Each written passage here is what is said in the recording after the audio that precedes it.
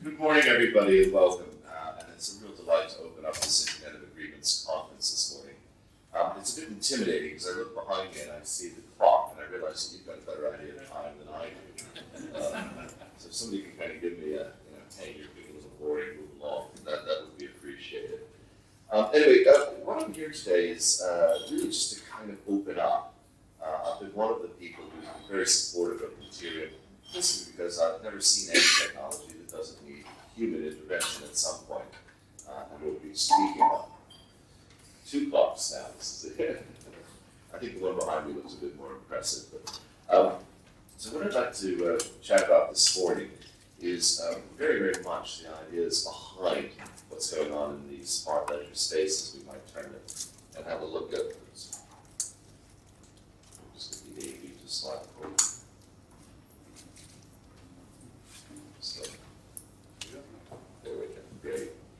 So I run a firm in the City of London, and as you gather from the grey hair, I've been doing it for about 40 years. And one of the things that I've seen is a lot of new technology come along and talk about displacing existing technology. And I think that there are some lessons to be learned from existing experiences, past experiences. But of course, there is a truth to this time it's different.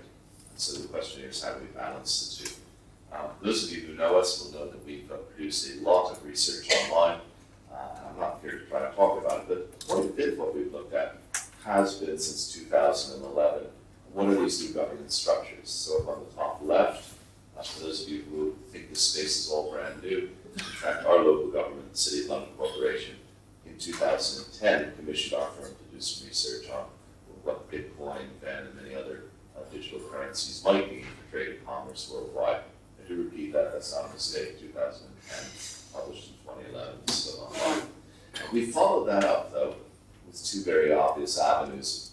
The first avenue was a lot of work that we've done on standards. These are not technical standards. Frankly, I must say, from my perspective, interoperability between these as an old programmer is pretty easy. These are flat files, and you probably shouldn't get out of bed in the morning as a programmer if you can't put two flat files together. But at the next level up, it does get quite difficult. What is a bill of lading? What is an invoice? What are the contents? What do they mean? What are the validation checks that you perform and all that? And actually, for a lot of folks out there who claim there are no standards, there's so many standards. As the old joke goes, the great thing about standards is there's so many of them. And you can, in fact, use what you like. And we've been looking at that space. The other area we've been looking at has been very much governance. So what's the outline this morning? Well, the first thing I want to do is explain why I'm excited about the sector. I'm afraid for those of you who are into ICOs and cryptocurrencies and all that, I have very little interest in them. I have a fraction of Bitcoin, which I think Lloyd sent me once just so I can see how the process works. I have absolutely nothing else. But I am excited about the sector. We'll go into that. The second thing I want to do is, for those who don't know my background, I spent about 12 years in the Ministry of Defence at one point for a number of years, managing roughly about 40% of UK government R&D. And I can tell you that there's some deep lessons to be learned there about the way that real technology gets developed. Then I want to talk about the main element of this conference, putting humans back in the loop. And I want to give you an odd example from the city, which is much overlooked, largely because it's so large and so quiet that nobody's noticed it for 200 years. And I think this could be a very useful paradigm for us to ponder as we're going forward with Mattereum. So terminology is a bugbear in this space. I'm conscious. I'm not going to get into Bitcoin maximalism or anything like that. These are, in my opinion, ledgers. They're boring. These are multi-organizational databases with a super audit trail, so you can call those as kind of mutual distributed ledgers. If you put some stuff on top of that in terms of smart contracts or cryptocurrencies, I'll call it a smart ledger as a general term. I said that I'm excited about them. Why am I excited? Well, largely because they tackle the third-party problem. The central third party in history has always been the way that we've traditionally organized transactions between people. Those aren't just financial transactions, those are educational transactions, those are transactions to do with property rights, water rights, etc. We've always had a central third party. And the difficulty with central third parties is that they have a tendency to become natural monopolies if they're any good. Why have more than one land registry? Why have more than one fiat currency? And so these central ledgers and these central third parties therefore have a propensity, as any natural monopoly does, towards indolence. Why bother to be better? I'm number one. And corruption. And so what's been exciting for me has been the challenges that distributed ledgers give to this typical difficult problem that's existed for many millennia. So, in particular, what are we working on? Well, I see a much deeper substrate than cryptocurrencies. This is identity, documentation, and agreement exchange.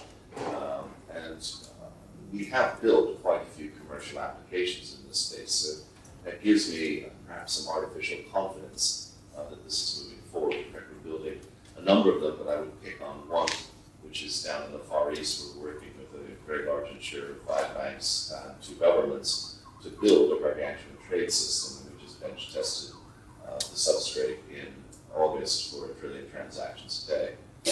So that's the sort of level that I think we're trying to get to, is this ability to swap data authoritatively, swap agreements authoritatively, and record the state of things as they go forward, much more than just coinage. But that's our area, that's where we're coming from. So what are some of the lessons we can learn? Well, the first thing for me is in many, many years of doing tech, and that's not just computing, that's physics, material science, genetic probes, spacecraft. I have never seen a technology take out an existing technology straight on, ever. It creeps up the edges of the house, it surrounds it, and you come back 20 or 30 years later, and the house is gone. So my excitement here is more in these areas where we don't have functioning identity systems. And therefore I expect them to kind of creep around the edges of financial services and trade. If you look at trading systems, if you take shipping, I was involved in the creation of Bolero back in the early 90s. Bolero was an XML trading system still going today. It's got some competition from another group called S-Stocks, and yet people are out there trying to put distributed ledgers into shipping again.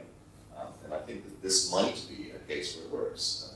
And again, it will creep around the edges. We've never really had efficient trade systems. So I do see great potential for this, but it's not in melting down nations or in melting down commerce, in my opinion. But we'll have Trent up, I know has a very different view, and that's what we're here today, is to share those different views. Now, in the course of looking at governance last year, this year, we actually went out and surveyed a whole group of companies. I think from memory, it was about 250 or 270. And we asked them what they saw as the impediments to the use of distributed ledgers. And you see here, really 3 things dominated, and were well above things like technical interoperability or functionality. So they were very concerned with governance, liability and responsibility, and understanding what it was they were buying into. They had a lot of people come and say, well, I copied the Bitcoin blockchain, or I copied Eris, or I copied something, but that wasn't quite suitable, so I then altered it. Well, then what do I have? Well, you've got something that I've improved. So they wanted to understand what were the differences in the taxonomies and the provability of it, but also, quite rightly, they were concerned with what goes wrong. And when I'm talking to a group of commercial people, they typically say things back like, who owns this? And then they really have time. I push back quite a bit with examples like email. Who owns email? Most business people actually don't understand how email functions, that it's really a cooperative effort, that 95% of the processing is really done in a completely different way than they think, and that if they wish to pay Microsoft at the tail end of it, that's sweet. But actually the system's been functioning in an unknown way. On the other hand, to this audience, I equally point out that there are legal problems with email. You wouldn't see all of these disclaimers at the bottom of the email. So it's a tension here between where does technology succeed in overturning existing inefficient structures, but where do we live in a real world where people do sue each other and get sent to jail? So I would contend, if I'm right, first of all, that one of the biggest myths is that this technology is going to make central third parties extinct. I open with saying, I think it's fascinating that it moves from this kind of top right quadrant where when I want to have a network of people doing some form of exchange, I anoint a central third party, they have the ultimate ledger and run through it, it weakens that position, and it weakens that because it takes away the preservation of the ledger, and it takes away the safeguarding of the ledger. The ledger is now being preserved and safeguarded by everyone. But the addition of new transactions to that ledger is an area, I think, of great debate that we're going to be having for many years. In many cases, the addition of new transactions is going to fall to some form of central third party. So we've weakened the central third parties, but I don't think we've abolished them. And I'll come on to looking at two examples of that. So one of the things that, again, I think we forget is when we're looking at user proximity to these types of governance structures, this is the central third party distinction.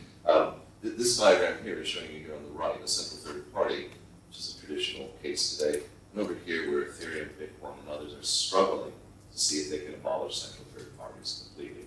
But in the middle, the commercial structures that people are looking at are highly variegated. If I get flamed one more time on Twitter or LinkedIn that I don't really have a blockchain because a blockchain works like this, I think I'll despair. The truth is there are many, many different ways of constructing these ledgers.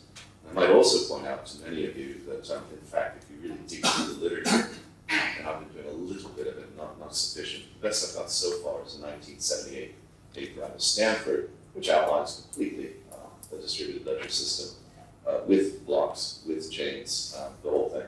So that bit of our revolution is not new. The mining, on the other hand, is fascinating as it is to all of us. Right, so let's have a look at governance structures. So we've got quite a few different governance structures, and cryptocurrencies actually kind of stand out in the fact that they're extremely distant from the users. You can't ring up the Bitcoin hotline, can you? And I think if you rang the Ethereum hotline, Vitalik might want to answer and take your concerns very seriously, because that's the kind of guy he is. But it would be a long way from kind of getting your problem solved. We count on working from wallets and all sorts of things. We sort of assume that the technology has to work, because if it didn't work, it could have integrated. We make a lot of poor assumptions there. But in the business systems, these private systems over there, we're seeing all kinds of different structures emerging. And some of them aren't particularly fair. If I'm in an industry with three major providers, take insurance, where three brokerages, Aon Marsh and the third one, Willis, actually pretty much control the brokerage in that industry, we're not going to be setting up a distributed ledger where those three don't have some form of control over it. So we have this sort of oligarchic bit up there on the top right. And we move down into sort of cooperatives, NGO type structures in areas like forestry and fish, other areas that we're working in. So while these ledgers are sometimes described as trustless systems, I would argue that that's facile, even wrong. Almost all the practical systems that we've worked on really violate that. The trust is wider than just the code. So there is trust, and we can talk about trust, I'll come on to definitions in a moment. But is the trust, the code that makes the protocols? Is the trust that the transactions won't be lost? Is the trust in the algorithms? Is cryptocurrencies the trust that there'll be a sucker in the future who will pick up that coin and continue to value it? This is the John Maynard Keynes view. Will you continue to value something? It's not whether you value it, it's whether the person that you're about to hand it on values it, whether or not they in turn think the person that they're going to hand it on to values it. So you've got a recursive streak there. And finally, is it the trust that in the case of disputes, all comers will be treated fairly? So let's have a look at that.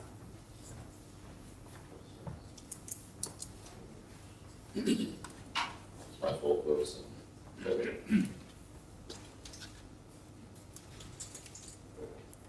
So I would contend, and I think that's an important starting point for today, that there will be problems that only people can solve. I'm about to croon up here, people who need people, I love these people, but I think this is absolutely the case. So we can have recorded contracts, and we have the master here, Ian, where are you in the audience?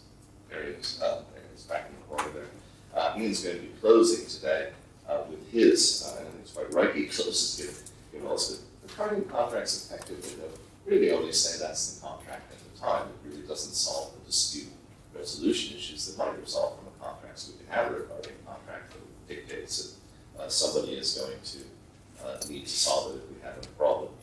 We also have a lot of problems with things like data sources. So a lot of folks out there who are talking about oracles, in my opinion, have never tried to build a real system to do it. And back to the late 90s, we were building systems to do weather gambling. And you might not appreciate hearing this, but the UK National Meteorological Office, Met Office, is intriguing in that it claims that not a single one of its sites has ever been tampered with.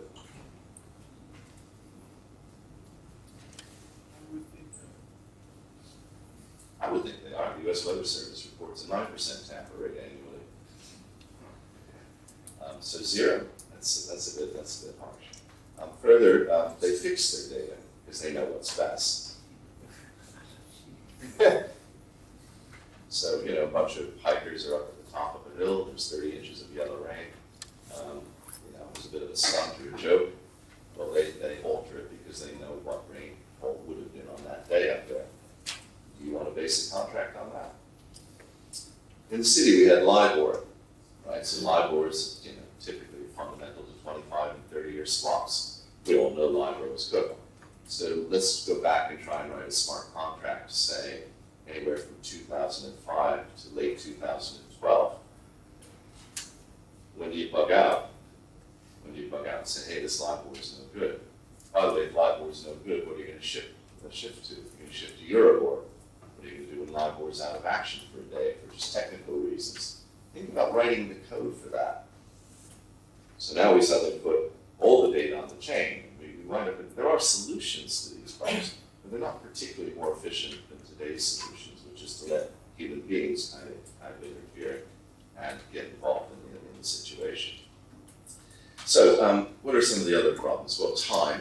I've often argued that smart contracts are going to be short and dumb a long time before they're long and smart. And the reason I say that is I don't mind building a smart contract to handle the kind of data item and release it perhaps 24 hours later, but do I really want to lock myself up in a 25-year swap agreement based on a smart contract? I'm going to need a lot, many years of confidence in short and dumb before I decide to move towards long and smart. I think that's why we're looking at agreements are actually much more complex than payments. And as you move over time, a few things become interesting. You're going to find one of their little peculiar identity over time. Well, corporate identities over time change a lot.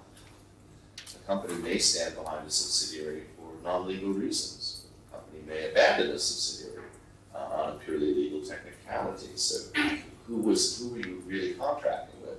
The parent or the subsidiary? We move into promises over time. Well, when I promised to provide you with authoritative Met Office data, that's before I found out what they were up to. What happens about value over time? We've had an experiment for years in law finance.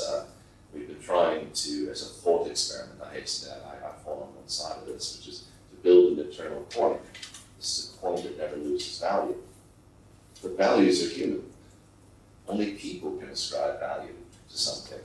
So if people are the ultimate arbiter of what value is, if you believe values are absolutely fixed over time, well, you haven't aged the way that I have. I have very different values than I had as a youth, except for fast cars and women and booze. But anyway, let's move on. And then we get into areas like force majeure. The time I decided to do this, it was legal in China. Oops, it's not legal in China. And then just the whole notion of volatility. So we have all these synthetic jurisdictions, and then last but least, I'm going to enforce some of this stuff. I'm sorry, folks, it's not all parents in the world. You need sticks too. So let's have a look then at where we move from this. Well, one approach, digging deep into philosophy, has been Rawls and his theory of justice. So Rawls basically says that what we want to have is a situation where there is what he calls a veil of ignorance. So we start from the concept that if I were to put myself in the shoes of the person being judged, I would find that judgment fair. In other words, the judgment doesn't rely on status or anything. And I think that Rawls has a particularly interesting point here.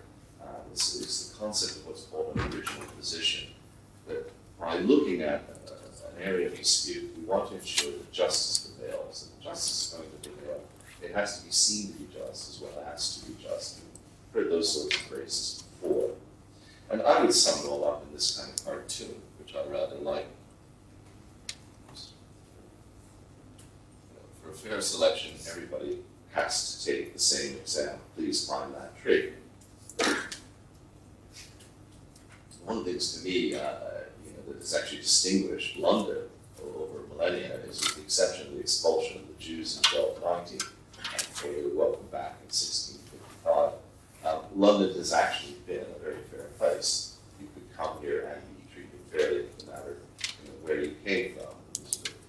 The whole history of London is full of Huguenots. It's full of Jews coming back. It's full of people from Eastern Europe. These days it's full of Chinese and Russians. Folks believe that if they come here, they will be treated fairly. Everybody has a common ground.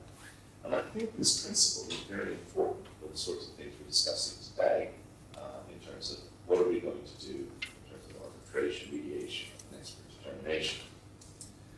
Second thing I'd like to do is, for those of you who like equations, I gave a lecture about 12 years ago on Trust Me, I'm Commercial, and it forced me to really explore the nature of trust. And trust is a slippery word. It's possibly a dangerous word to use, but if you're going to use it, it'd be kind of nice to break it down a little bit and almost turn it into equation. And to do that, I really had to start with reputation. So reputation is effectively the sum of your experiences with something minus your anticipation. So, I go to Waitrose, I buy a pint of milk. It turns out to be sour. Well, I anticipated a nice pint of milk. I've now got a sour pint of milk. I'm moving into negative reputation space. I go to Waitrose, I expected a pint of milk, and they say, well, actually, if you're having a pint of milk, here's a little sachet for your coffee. Thanks, that's really kind of you. So it's reputation minus your anticipation. And of course, in many ways, when you get into something almost that's called a utility, it's when reputation is zero, believe it or not. You expect it to be there. You anticipate nothing more than your electricity turning on, and you get hyper frustrated and start banging your shoe when it fails to work. So what's trust? Well, trust is slightly different. Otherwise, it would just be reputation. It's actually the obligation over the reputation. And we say this kind of in two ways. One element is if the obligation is nil, and the reputation is nil, I trust you to cheat me. You're such an evil person, I absolutely trust you to cheat me. I trust him or her to cheat me. So that's one extreme. Another extreme is I don't really trust them very much, but they have £1 million on the table, and all they have to do is make this phone call for me. So you can see these swinging elements of obligation over reputation. And obligations tend to be twofold. One is pretty much financial, and the second one is, in fact, oddly, reputation itself, diminishing reputation. If they fail to do this, then they'll drop it. We see this in our relationships, often with consumer organizations, where they're trying to convince us that their reputation is so important to them that they would, in fact, never disavow our trust. And you can wrap this up in a lot more theory. This is an abstract diagram of really principles and agents, recognizing that every agent is a principle and every principle is an agent. And you can see that you get repeated interactions here that build trust. So I start with trying to get somewhere again. I anticipate something from an agent, and they perform.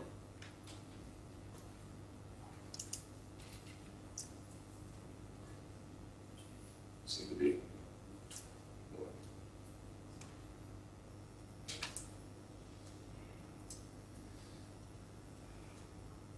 we go. Then we get an experience. I think the animation here is possibly beyond our technical capability.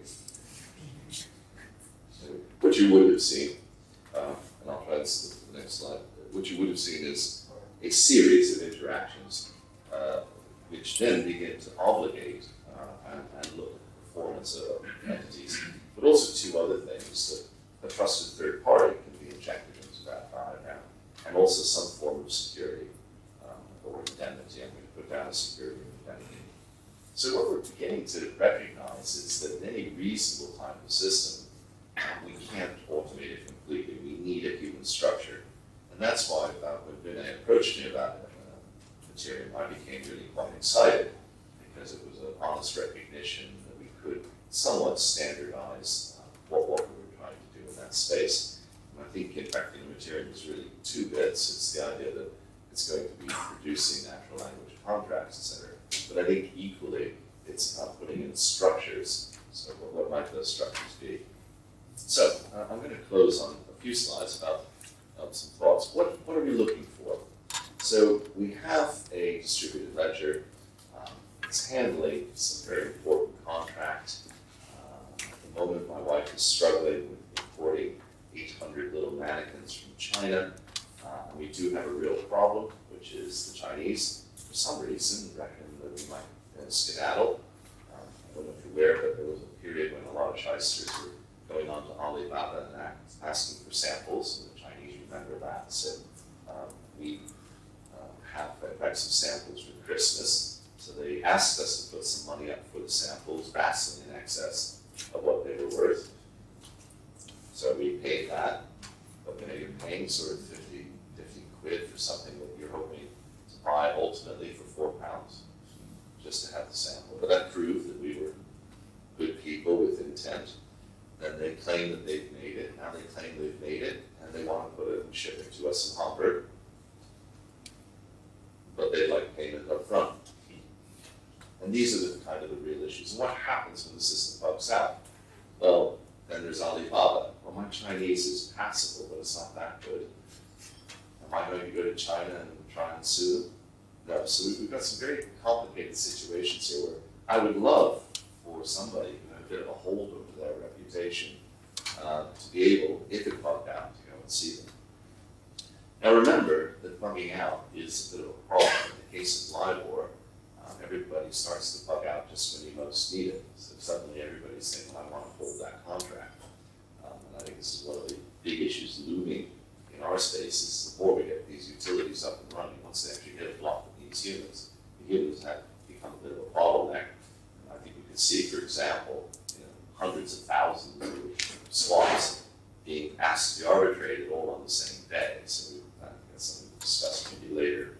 But what are we looking for? We are nevertheless looking for human interpretation to be injected into disputes. We also, I think this is a point Trent's going to be coming to later, evolution is really interesting here. We can't start out knowing everything. We have to evolve. Of course, one of the most interesting evolutionary systems, again, based in the UK, is case law. Case law is an evolutionary system which we handle on a disputation. Clearly, the thing needs to be international. My wife and I will be able to order Christmas ornaments, so this is crucial. But I think it's crucial to all the systems that we're talking about. I've never seen anybody say, I'm building a distributed ledger just for this local jurisdiction. Everybody has international ambitions, quite rightly. And we've got a tension here, which is we've got low direct enforcement strength. It's difficult for me to send those Chinese to jail if please, I hope they are. If they happen to be in any sense fraudsters. But on the other hand, I've got this difficulty of figuring out, diffused across the globe, where do I find that reputational register where I'm able to integrate it? We've seen lots of struggles with this in eBay and Amazon. How do we handle reputation? How do we evaluate it? How do we use it to drive better behavior in the system? Well, there is an example. Anybody recognize that vessel? Right. Exxon Valdez, spot on, yeah. Well, it's a very slick operation. So how was Exxon Valdez handled? One of the biggest oil spills ever. Well, funny enough, Exxon Valdez falls under a particular class, and that's bulk of the claim.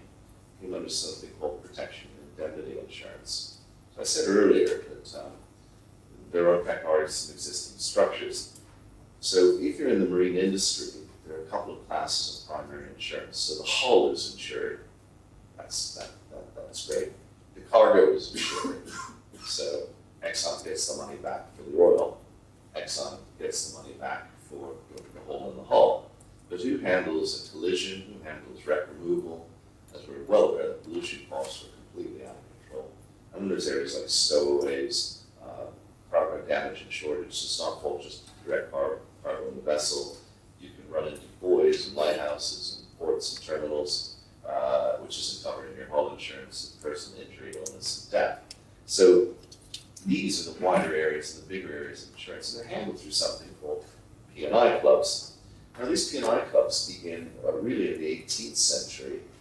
They began initially, believe it or not, as hull clubs, but hull insurance became something that people understood and went away. And then suddenly, harbor masters were saying, well, you're coming into my port, are you insured? Yes, I've got hull insurance, and my cargo insurance is up to date. And the harbor master says, well, I don't care about your hull, and I really don't give a damn about your cargo. What I care about is you running into my harbor wall, or other vessels in the harbor, or polluting my harbor, or killing some of my staff, and stevedores and whatnot. Well, this led to the formation of these P&I mutuals. These P&I mutuals are, in several cases, well over 200 years old. Okay. And remember that shipping is about 6%, I think, of global GDP.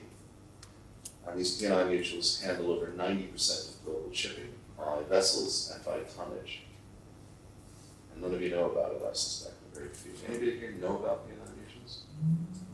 Good. So this is the way the real world works, folks. And it's human interpretation evaluation.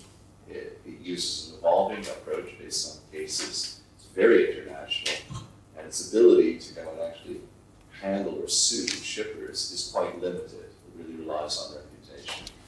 And I've been in rooms when little 4-foot-high Greek women in black dresses have been screaming at people that they refuse to pay a higher, refuse to take a lower deductible because our family's been in this business for 200 years and tough on you.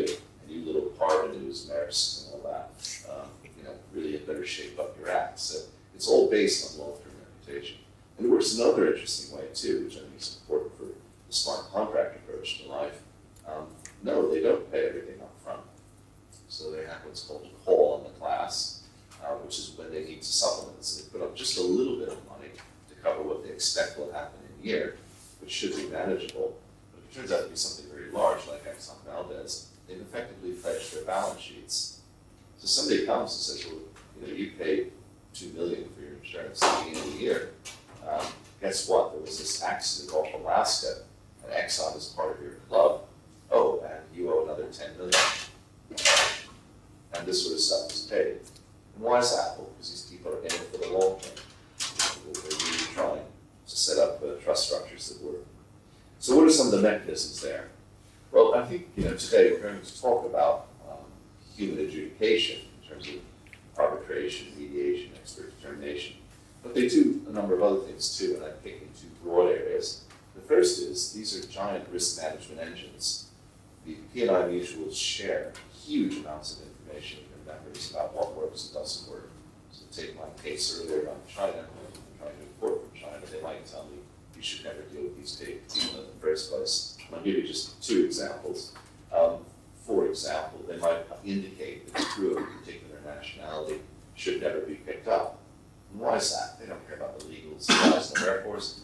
These crew just turn out to be pirates most of the time, so they just refuse to insure crews from certain countries. That's it. Do they need any more reason than that? No, they're protecting the members of the club. Another good example is there's a club called the Strike Club. The Strike Club provides industrial dispute resolution. And we're club members, so I'm coming into a port and Vinay's coming out. Vinay radios me and says, actually, the port's going to have a strike on the railways, and you shouldn't go in. So I go into the port anyway, and I now make a claim. Well, Vinay's paying part of that claim. So he says to them, this Michael guy is a bit unscrupulous. He really should have not gone in, and I told him not to go in because I knew there was a strike coming. So I've made my claim, and they have a rule book, but not a law book. And the rule book has a nice vague clause, under reasonable circumstances. And so they deny my claim. You knew perfectly well, absolutely perfectly well, that there was a strike coming on. You shouldn't have gone in. I then say to them, well, actually, I'd like to be judged by my peers. We get a bunch of shippers together. I explained that my propeller was out, and I really had no choice but to limp into the port and get it repaired, and got stuck in the rail thing. So a lot of human interpretation in a case that lawyers would love to talk about the technicalities of, but shipping people have got better things to do, like run a business. And so this is the way that they operate. And the final thing is that they do get into, and I won't go into it, you'll be pleased to hear, a lot of investment in financial commitment type approaches, some of which can be quite complex, but really just designed to ensure that people are motivated to reduce risk for the entire group and to increase the smooth movement of shipping. So, where do we close?